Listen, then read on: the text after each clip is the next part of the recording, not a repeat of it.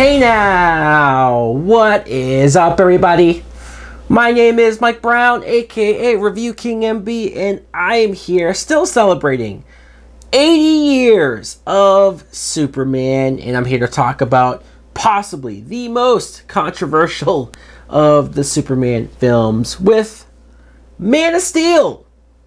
Man of Steel came out in 2013. It was directed by Zack Snyder.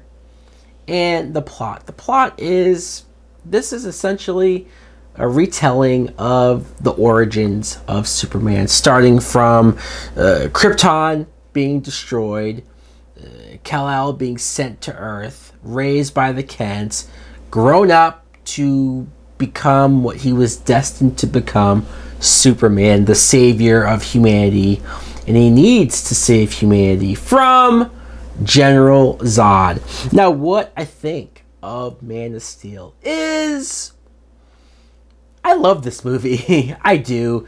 I can't help it. I still have very similar feelings as I did the very first time I watched this, even all these years later. I know some people don't care for this movie. Some people have many issues with this movie. I have some issues, but it's not enough for me to go against it. I still enjoy it. Let's start with the very beginning. Seeing Krypton, the reimagined Krypton. It looks gorgeous. It looks amazing. It looks like a planet that you could live on in many ways. The high technology, the animals, creatures that are roaming around. Jor-El, played by Russell Crowe, great casting. He has that presence that you need. Him warning the council about what's going to happen to the planet. They don't believe him, of course. Him and Laura having the first natural born child of Krypton in centuries, and they want to preserve that and save him before it's too late, sending him off. Everything that you know about it, seeing the planet blow up. But then I love that when the ship hits the farm, right, or hits Kansas, we jump ahead, we skip ahead, Batman Begins style, we skip ahead to Clark already grown, and you see him working various jobs, saving various people, and he's almost backpacking across the world and trying to find himself, trying to see what he's supposed to become. I love that. I love that we skipped all of the stuff that we know and we've seen 100 times. We get some flashbacks. We get some context of what it was like for Clark to grow up. I love the flashback of him being a little kid in the classroom, and he's freaking out, and his mom has to show up and help him through it. And even the flashback of when he has to save the kids in the school bus after it went overboard. But that brings me to his parents. His mother is played by Diane Lane, who I very much enjoy her. She has some great scenes with Clark. But Jonathan Kent is played by Kevin Costner. Obviously a great actor, and obviously a great choice for this role. I'm not just thrilled with the way Jonathan Kent was written. I'm not. David S. Goyer wrote the script, and I have many issues script-wise with what he chose to do, especially with Jonathan, the scene that he has with a very young Clark, where he basically tells him, hey, maybe you shouldn't have saved those kids in the bus. I know you could say, oh, well, he's just looking out for his son. He's being an overprotective father who doesn't want anything to happen to him, doesn't want him to get taken away, if the government finds out about him, all of this stuff. I get it. I do. I get it. That could be a conversation that he has with Martha, where he says maybe he shouldn't have saved those kids. Fine. That's totally fine. But to tell Clark that, it just came off, for me, still comes off irresponsible, still comes off as something that I just don't think Jonathan would ever say. He would at least let Clark make up his mind, instead of trying to steer him in a way of like, yeah, you know those kids over there, you should just let them all die. Lana, Pete, all of them dead.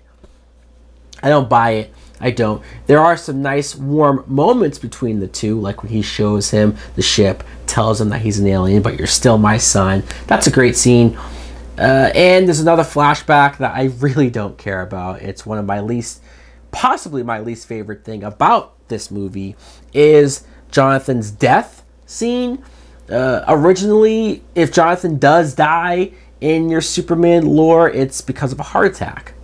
And this time around, they changed it to where it's in the middle of a hurricane, where he tells Clark, don't save me. I don't want these people to see you use your abilities and expose you. You're not ready yet. He stops him, and Clark just listens and lets him die.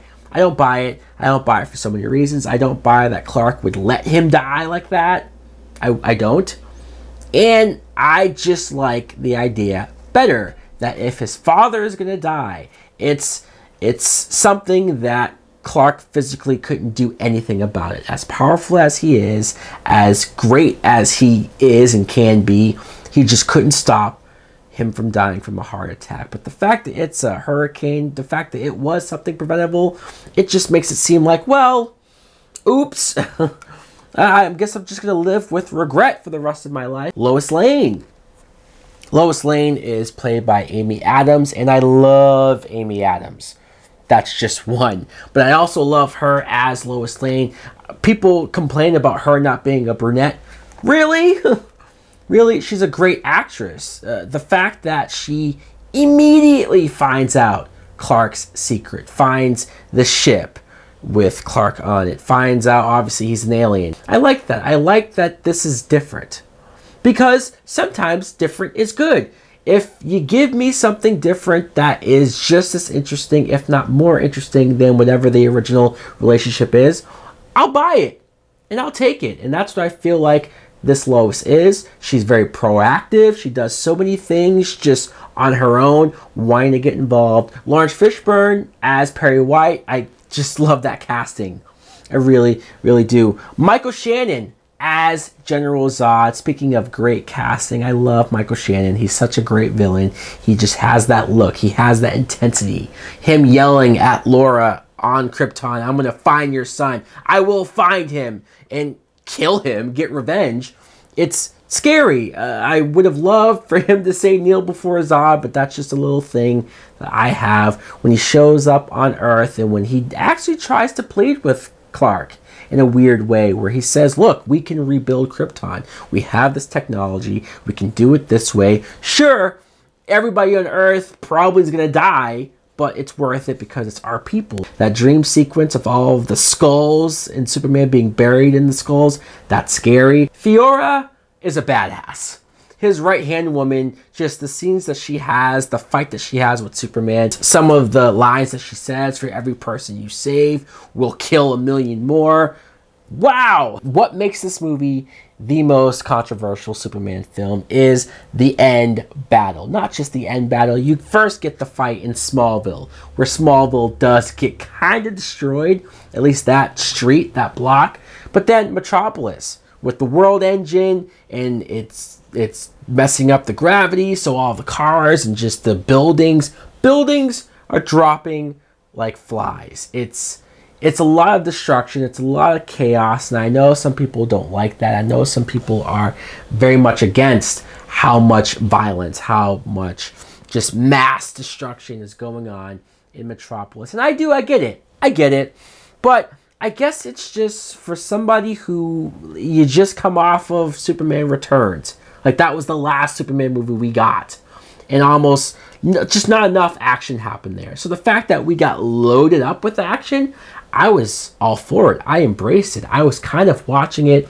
I remember watching it in the theater and just in awe of, like, finally I get to see Superman punch something. Sure, when you see Metropolis and the big hole that's in it, you go, wow, that's a lot. But I think the moment when Superman kills Zod and people complain about that, Superman doesn't kill. I don't know if Superman really has a rule about killing. I know it's not the first thing he wants to do. I think the way that he does it here, the way how he has to do it, Zod is saying this fight won't end unless one of us is dead. I will kill each and every one of these people. What would you want Superman to do? What would you expect him to do? Other than snapping his neck, which is what he does. And the reaction that Superman has, falls on his knees and yells out in pain and agony because he knows he just killed the last Kryptonian that he knows of. It's sad, it's tragic, but it's something, again, it's a sacrifice that he does for people. It's Henry Cavill proving that he's a great Superman.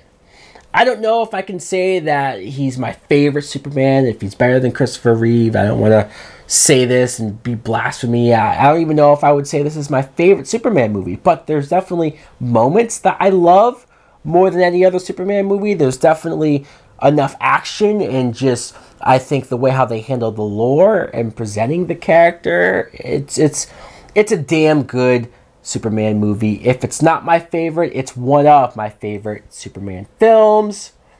So guys, let me know in the comments below how much you probably disagree with me, and that's fine. We can debate this, we can talk about this, we can have fun.